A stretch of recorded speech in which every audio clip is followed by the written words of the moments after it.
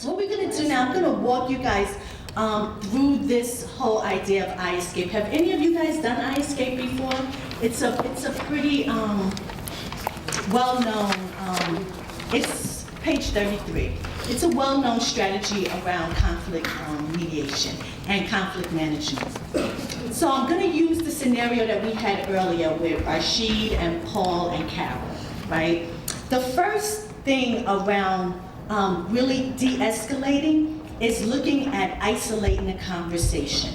So it says isolate the conversation here, but it's just about isolation, period. A lot of times our young people want what?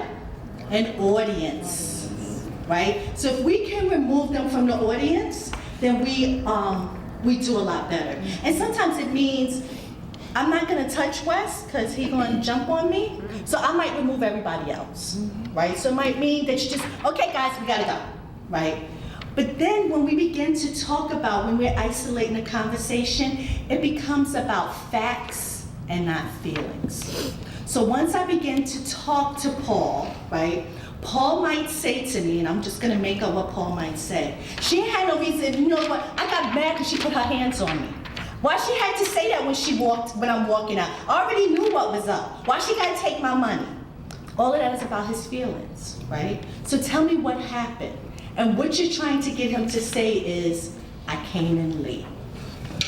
That's what you're trying to get, because that's what it's all about.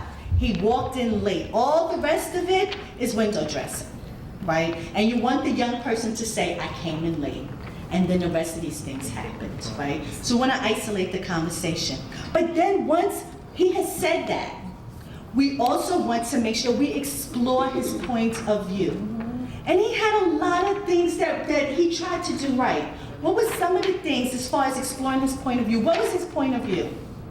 He showed up, he was frustrated because he was like, seemed like I'm here. I was busting my butt to get here, and I'm here, and I'm here. That the MTA was late, right? So all of these things are his point of view, that they just wouldn't let him go to class. Yes, ma'am. Don't you have to explore the young person's point of view before you're even going to get them to say I was late? Well, you want to isolate away from feelings. Right. You move them away from the situation. Right. But I can't imagine getting them to the point of saying I was late until you listen to them. The first thing that happened was he came in late. And it's not that I was wrong. We're not trying to get him to say he was wrong. We're just trying to get you to say that this is what happened. I came in late and then, right? But when I'm escalated, all I'm doing is talking about how I feel and I was angry and they did this and they did that and they did this. You just want to say, I came in late and then these things happened, right?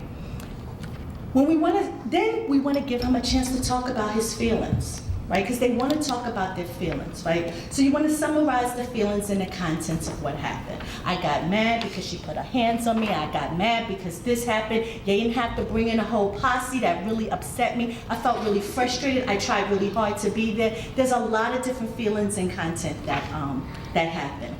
And then, what else could you have done? And this is when prevention happens, right? Because this is the learning piece. What else could Paul have done? When he got off the train, immediately when he got up the stairs to call and say, I'm on my way, I just got out of the train, but I'm on my way. Right. What else could he have done? I see your light bulb go off. Look at me. Yeah, you're talking about Paul? Yeah. I mean, the hope is obviously, like you said, that he gets to the point where he acknowledges the fact that he was late. Obviously, this doesn't happen here, but I kind of feel like he also, was trying to make a case for himself. Like they said, I'm here, I showed up, and I want to get to class. Exactly. So it wasn't like, okay, I'm just here, now what? He understands that there's a goal in mind and that he's trying to actually do what he's supposed to be doing. He didn't give up on that. And one of the things that Paul might have said, I just wanted to get to class. I was trying to do the right thing, right? Because there was a lot of other things that went wrong. It wasn't just him, right? And he might have said, you know what? I should have just walked out the door. I should have ignored Carol. There's lots of different things that he might have done. But let him say whatever it is he thinks that he might have said and kind of work it out with him. What would have happened if you hadn't answered Carol back? What would have happened if you had left 30 minutes early? What would have happened if? just to let him know that, because a lot of times our young people feel hopeless and feel like regardless to what I would have done, it would have been the same thing, because y'all hate me and y'all always coming down on me and I can never do anything right. How many have heard that? Okay. Now it's time to develop a plan. So there's lots of people that need to be involved in this plan. Carol needs to be involved in the plan because she has to come back, right? He has to see Carol every day, right? So to go, like I used to say, La La Land, to go and make that plan in La La Land and not include the other people, it's just, conflict is gonna come up again. So Carol has to be a part of the plan and Rashid has to be a part of the plan. And then they have to find a way to enter the young person back into the program. One of the things we talk about a lot is about restitution, right? And so part of the plan might be restitution. And having Paul look at, what did I do? You tore up our foyer. You tore up our reception area. You know, we all try to make this nice place and space for us to come into, and you tore that up. So what could you possibly do? And he might come up with lots of different things. He might say, well, maybe I could apologize to people for what I did. Or maybe he might say, I could fix the bulletin board back up. Or maybe, you know, I can, you know, set the table back up and fix the magazines. Depending on what disarray is still there when he has a chance. But giving him an opportunity to make restitution. And then the biggest piece, move on. We don't have to talk about this anymore. Plan's been in place, restitution's been done, we're done. We have to make sure that Rashid is okay, and he's not, you know, gonna keep bringing this up, especially Carol, because he's gonna see Carol every day when he walks in, and making sure that she is fine too, and we're all good and we move on. One of the hard things to do is, we have this plan in place, the young person makes restitution, but the adults can't let it go. He walks in and Carol was like, messing up my space. You know, it took me 2 hours to put that board back up. Now I'm pissed off again because it wasn't my fault to begin with, and now you're bringing it back up.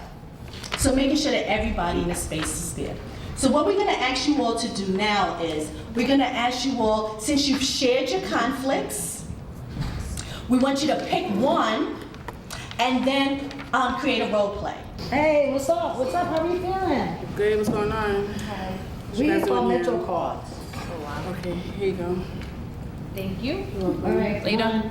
Where you been all week? It's 4 o'clock, you I had just now stuff come in going the on. It's program. been really crazy, you know, I got things to do, things of it's just really hard, but I need a Metro card. Yeah, but you know you coming in 4 o'clock, How you am I haven't been supposed here to get all home, week, I'm not though? supposed to give you a stuck Metro up here. card. You know, I live like 18 blocks up But town. you know the rules, you ain't been here all week, you come in 4 o'clock, you ain't go to your support meeting. Linda, turn around. Thank you. I can't be confrontational that way. Okay, now you blocked my flow of thought. Say something to me, please. You come in 4 o'clock and you didn't go to your support Well, I'm meeting. here. Like, Yeah, you're look here. at me. I am here. I am here. But seriously, like, I got things going on. I have things to do. I'm busy. I'm really busy. You just don't know, miss. You just don't know how busy I am. And, like, I need a Metro card. It's Friday. I need a Metro card. Yeah, and that's fine, but I was told that if you come in after 4 o'clock, you ain't been in the program all day, Well, who you don't told get a you that? Metro card. My boss told me that. Your boss? Where's your boss? I want to talk to your boss. Where your boss? It's not here right now. They're not here. So who's gonna help me get home? You mean to tell me you're just gonna, like, throw me out? Well, how'd you get here? I used the last Metro card that I had to get here. Well, it's 4, what you want me to do? It's 4 o'clock. Give me a Metro card. That's what I want you to do, miss. It's very simple. Just pull one out, let me sign for it. I go. It's Friday, you go home, we're all happy. Come on, my friend's waiting for me, man. Come on, my friend's waiting for me. Come on. I'm gonna give it to you this one time, but you already know the rules. You know, you have to come to the All program, right, you cool, can't cool. I know the come. rules. Right. I know the rules. Can I have a Metro card, please? Here you go. Thank you. She's getting tight right there. So I know this group started talking a little bit about strategies, right? We saw the conflict. What were some of the strategies that this group right off the bat? What were you talking about as you were preparing for this role play? Anybody? No? Should we hear from the rest? Yeah, go ahead. So we spoke about understanding the situation and actually listening to the young adult and seeing what is their situation and why she was absent for all week. And before we just go straight to the rule, actually listening first and then trying to address the rule in a nice way. So I have a question, what happens next time? Because I got over, I definitely got over. I got what I wanted, I got over, I got my way, and I probably won't show up again until I need another MetroCard. We also talked about saying, you know, before the participant leaves, that you can say to her, we're gonna have a follow-up meeting with your case manager. That way we can plan for whatever needs that needs to be met, so that you're not out for a whole week. I would say too that you don't want to spend a ton of time going back and forth about the MetroCard. If that need is so immediate and present, you can give out the MetroCard with the consequence of, okay, we're going to talk about this, and then in the session, maybe say this MetroCard is actually going to be deducted from your stipend or from a future MetroCard, so that there is some kind of consequence. And they don't know that they can just get another MetroCard by coming in and throwing a fit. How was your weekend? Good. Lit. It was lit. It's gonna be lit. Really? You guys see the Knicks game? They were down in Texas. They played all three teams. Where's the check? Checks. Listen, I gotta talk to you guys about the checks. Oh, no. Where that money? Let's see what you guys say. Listen, we know that Friday was a snow day. We had a blizzard. Oh, boy. Right? And usually the checks get cut on Fridays in fiscal, and we'll get them today. Today usually goes to fiscal, picks them up, and we give them to you guys. Unfortunately, because we had a day down, everything got pushed back today. No, with that. I need my check. I don't want anything. No. That's a bull. I need my check. I don't need anything. Okay, Melissa, Yes. let me talk to you for a second. Come over here, sweetie. No, there's nothing to say. I need my check. Come over here. Come over here. Nah. What is there to say? I don't think it's to say is I need my check. I need to isolate you so I can do the thing.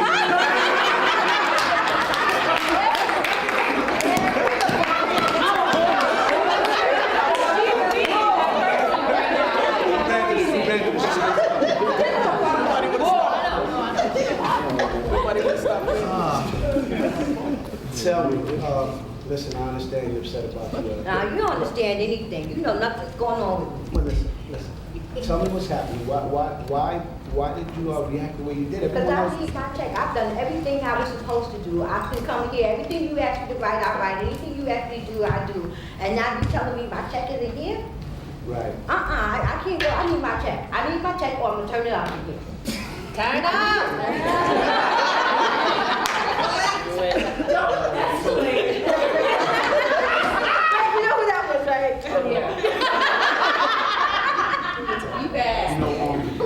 You know, today is Monday. Today's the day that we normally give checks, and people are used to that. And No, it's not even about being used to it. I need my money. Okay. All right. Listen. What else is happening that you're such an urgency that you need your money? You've been here for 7 weeks. This is the first time I've seen you act like that. What's happening? I need my money. You don't understand. Everybody is talking about they live with their parents. Right. They don't have responsibilities. I have stuff I need to do with my money. I need my check. I don't want anything. I have nothing to say other than my check in my hand. Right. I know that a couple of weeks ago you rented a room out. Is your concern your rent? Is that what it is? Yes. Okay. So the concern is the rent. Friday was a bad day. It was a snow day. I guess your landlord is expecting the money today? My landlord is, when I leave here, I am to go and pay my rent. If I don't pay my rent, I will be homeless. It's cold out there. Right. I need my money. Right, absolutely. I understand you need your money. I got a landlord as well. And I got to make sure that my rent gets paid. So I know exactly how you feel. And I know that your landlord is expecting the money, so I can see where you're troubled at with that. But let's talk about other ways that we could have addressed this.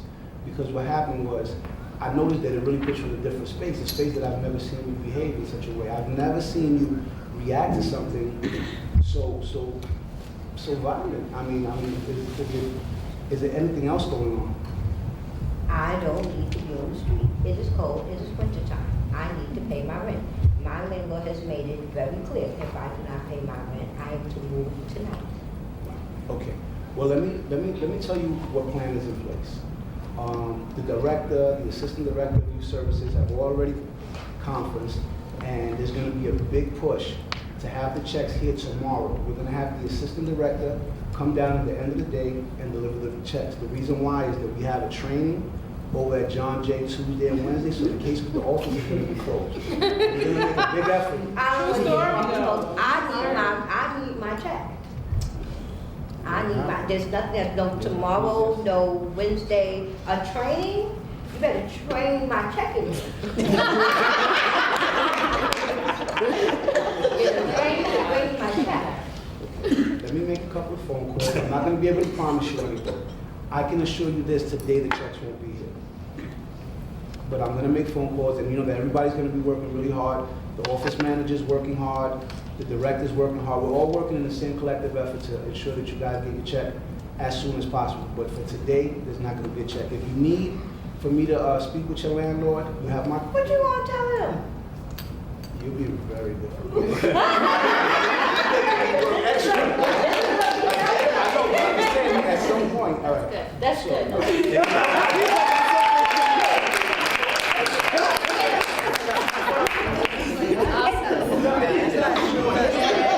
That was excellent, thank you guys so much.